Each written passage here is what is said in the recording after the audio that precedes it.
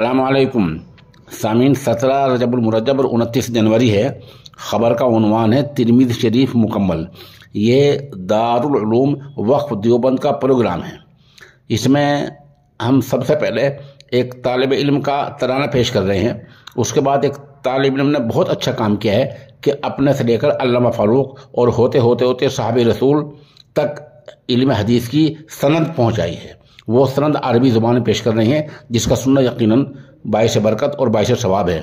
उसके बाद अल्लामा फ़ारूक की चंद नसीहतें हैं। से होती हैरानी, हम लोग बिछड़ने वाले हैं, इस बात से होती हैरानी। अब तिर्मिज़ी की तकमील हुई, आका की सुखन तहसील हुई। अब तिर्मिज़ी की तकमील हुई, आका की सुखन तहसील हुई।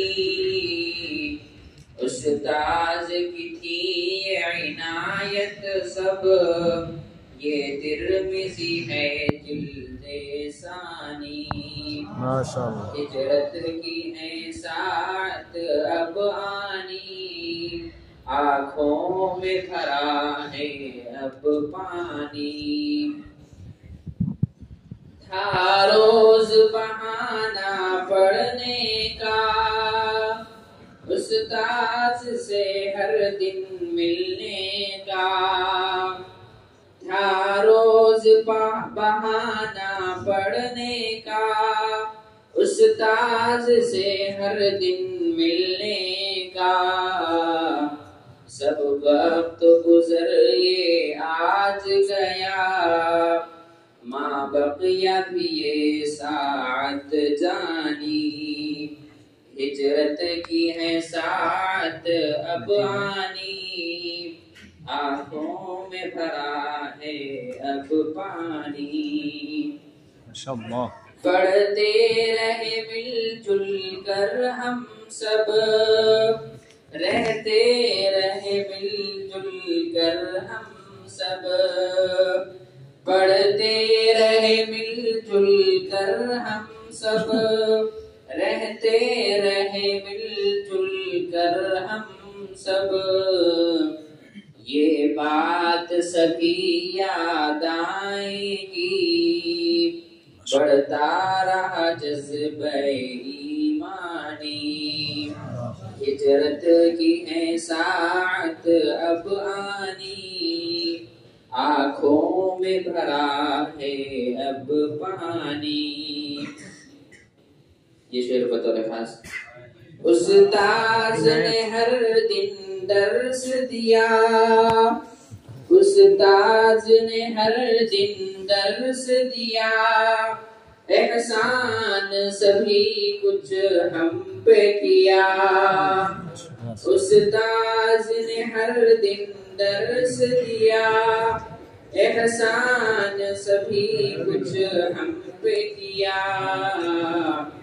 वो जात है फारूक अक़दस की, उनकी ही लगी है कुर्बानी।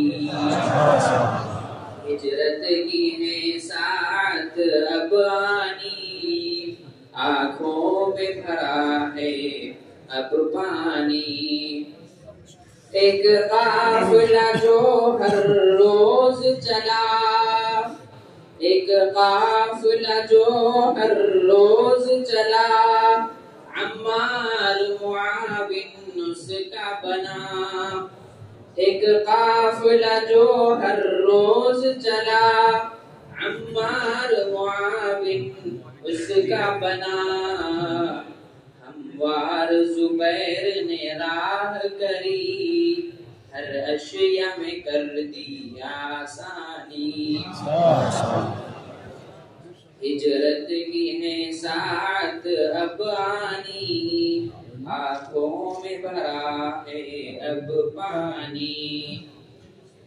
पढ़ते रहे अक़वाले नबवी, हर एक फजीलत सबको मिली, पढ़ते रहे अक़वाले नबवी, हर एक फजीलत सबको मिली। ये रब की इनायत थी अरशद, ये रब की इनायत थी अरशद, के चेहरा हुआ है नूरानी। हिजरत की है साथ अब आनी, आँखों में भरा है अब पानी। والصلاة والسلام على سيد الأنبياء والمرسلين وعلى آله وصحبه أجمعين، أما بعد، فإن أصدق الحديث كتاب الله، وأحسن الهدي هدي محمد صلى الله عليه وسلم، وخير الأمور عوازمها، وشر الأمور محدثاتها، وكل محدثة بدعة، وكل بدعة ضلالة، وكل ضلالة في النار. وبالسند المتصل منا إلى الشيخ، وبالسند المتصل حدثنا فضيلة الشيخ الأستاذ العلامة محمد فاروق القاسمي الديوبندي حفظكم الله تعالى ومتعنا بعلومكم وبركاتكم، آمين يا رب العالمين. يقول حدثنا الشيخ زكريا الندوي القاسمي عن الشيخ فخر الدين أحمد مراد آبادي، وهو قرأ على شيخ الهند مولانا محمود حسن الديوبندي، وهو قرأ على قاسم العلوم والخيرات محمد قاسم النانوتوي، وهو قرأ على الشيخ الشاب الغني المجددي، وهو يروي السنن عن الشيخ الشاه إسحاق الديلمي رحمه الله تعالى. قال الشيخ المكرم المفخم مولانا محمد إسحاق رحمه الله تعالى: حسبني الإجازة والقراءة والسماعة من الشيخ الأجري عبد العزيز الدهلوي، وحسن له الإجازة والقراءة والسماعة من والد الشيخ الشاولي الله بن عبد الرحيم الدهلوي.